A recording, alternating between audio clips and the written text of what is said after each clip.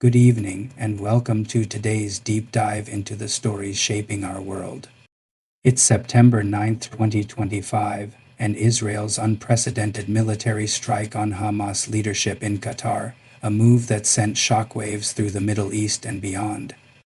At approximately 2 o'clock a.m. local time in Doha, Qatar, Israeli forces launched a targeted airstrike on a compound in the heart of the Gulf state, aiming directly at senior Hamas leaders. According to Reuters, the strike was a dramatic expansion of Israel's ongoing campaign against the Palestinian militant group, which has long maintained a political base in Qatar, a U.S. ally and key regional mediator. Smoke rose over Doha's skyline, and the world woke up to a new flashpoint in an already volatile region. So, what's the context? Hamas, designated a terrorist organization by the US, EU, and others, has been under relentless pressure from Israel since its October 7, 2023, attack that sparked a devastating war in Gaza. Israel's military operations have since reduced much of Gaza to rubble and weakened Hamas's operational capacity, but the group's leadership, safely ensconced in Qatar for years, has been a thorn in Israel's side, directing strategy and securing funds from afar. Until now, Qatar's status as a neutral hub kept them untouchable. So why act now, and why in Qatar of all places? Let's set the stage. Qatar has long played a delicate balancing act. It hosts the US's largest military base in the Middle East, Al Udeid, while also giving sanctuary to Hamas's political wing. This arrangement has suited everyone. Qatar gets to flex its diplomatic muscle, mediating between Israel, Hamas, and the US, while Hamas gets a safe haven to plan and fundraise. But Israel's patience appears to have run out.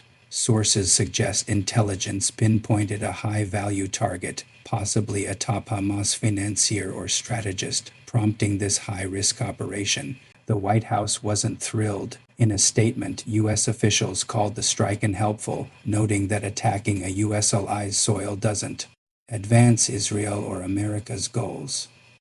They even claim they tipped off Qatar beforehand, which, if true, is a diplomatic slap in the face to Israel. Awkward, right?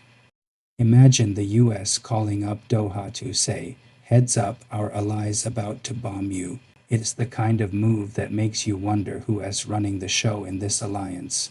Now let's talk fallout. Qatar is furious.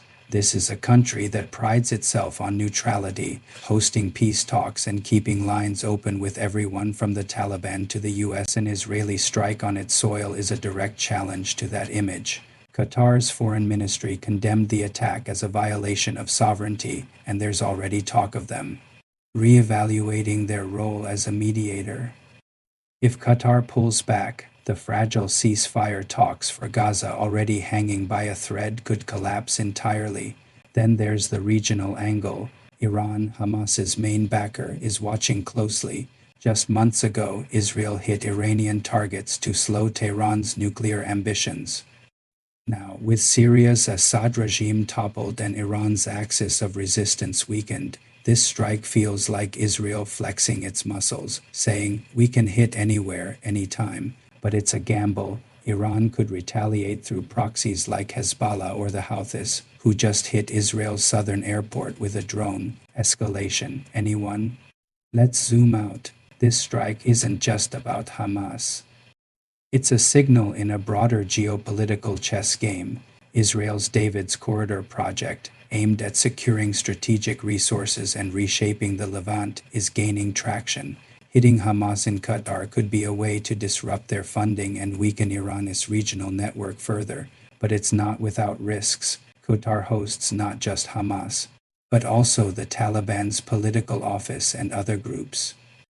If Israel's actions push Qatar closer to Iran or China, both eager to expand their influence in the Gulf, the US could find its regional leverage slipping. And speaking of China, they're not sitting idly by. Just last week, Beijing hosted a massive military parade with Russia's Putin, North Korea's Kim, and India's Modi, signaling a counterweight to Western dominance.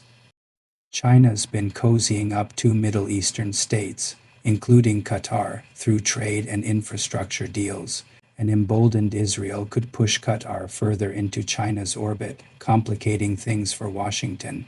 It's like a global game of risk, and someone just flipped the board. Now let's get to the human cost. In Doha, at least 6 people were killed in the strike, though details are murky. Were they Hamas operatives, civilians, or both? Qatar's not saying much, and Israel's staying tight-lipped. Meanwhile, in Gaza, Israel's military has ordered residents of Gaza City to evacuate ahead of a new offensive, warning of a mighty hurricane if Hamas doesn't release remaining hostages. The UN estimates over 1 million people could be displaced again. It's a grim reminder that these high-stakes moves often hit the most vulnerable the hardest. So what's next? Israel's playing a dangerous game. They've shown they can strike anywhere, but at what cost? Alienating Qatar could unravel years of diplomacy. Provoking Iran risks a wider war, and the U.S., caught between supporting Israel and keeping Gulf allies happy, is walking a tightrope. If Trump's administration pushes its maximum pressure strategy on Iran while backing Israel, we could see the Middle East spiral further. Or maybe, just maybe, this forces everyone to the table for a deal. Don't hold your breath, though. Peace talks in this region have a way of turning into mirages. Before we wrap up, let's reflect. Israel's strike is a bold power play. But it's also a reminder of how fragile the Middle East's balance is.